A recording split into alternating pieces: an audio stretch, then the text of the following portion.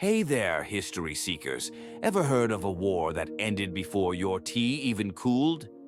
Well, buckle up, because today we're diving into the shortest war in human history. I'm your host, HistoricaPy. And yes, I might be a capybara, but don't let the fluffy exterior fool you. This story's got politics, explosions, and a whole lot of imperial tension.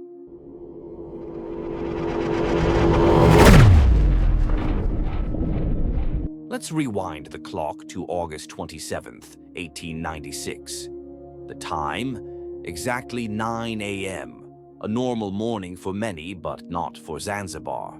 Off the coast, the British Royal Navy is waiting. 5 warships, HMS St. George, HMS Philomel, HMS Raccoon, HMS Thrush, and HMS Sparrow, each armed to the teeth.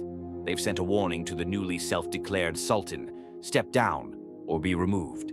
The ultimatum expires at 9 a.m. sharp. The clock is ticking. But who is this Sultan anyway? Let's take a step back. Zanzibar became a British protectorate in 1890. The previous Sultan, Hamad bin Thuwaini, was a trusted ally to the British. But on August 25th, 1896, just 2 days before our story, he suddenly dies, and his cousin, Khalid bin Barghash, wastes no time. Okay, that escalated quickly. He claims the throne without British approval. A bold move, but a dangerous one. The British were furious. They considered Khalid's move illegal. He, in turn, barricaded himself inside the palace, gathered 2,800 soldiers, many with outdated muskets. Outside, the most advanced navy in the world. Inside, a desperate stand. Yeah, this won't end well. At exactly 9:02 a.m., the silence shattered.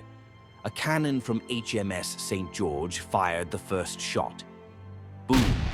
Within seconds, smoke blanketed the palace. Debris rained down. The Sultan's guards tried to return fire, but it was useless. A war had begun, and it was already being lost. What are we even fighting with? The bombardment was surgical. British ships targeted the palace with precision. Explosions echoed across Stone Town. One royal yacht attempted to fire back, but was sunk instantly. It was clear this wasn't a battle. It was a demolition. Inside, panic reigned. Khalid fled the palace through a back door, leaving his men behind. He raced to the German consulate where he begged for asylum. The streets echoed with footsteps and fear. His loyalists, stunned and disoriented, were left to fend for themselves. Outside, the British were already closing in. Zanzibar's ruler had vanished in less than an hour. By 9:40 a.m., the guns fell silent. The British declared victory. The war had lasted just 38 minutes. Newspapers across the globe printed the same headline: the shortest war in history. Even today, it's unmatched.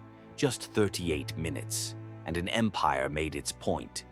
The story rippled through London cafes, Indian colonies, and New York newsstands.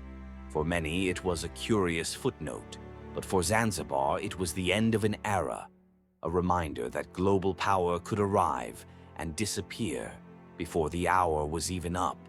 But this wasn't just a footnote in history. It's a lesson, a sharp one, about colonial power, about military might, and about swift decisions.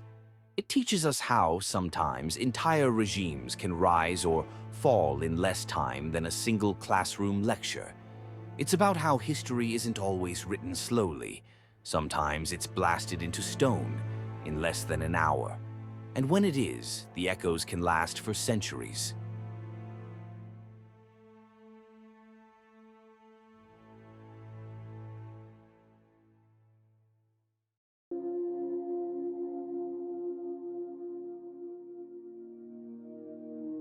Did you know that despite the chaos, the British suffered only one injury during the entire war?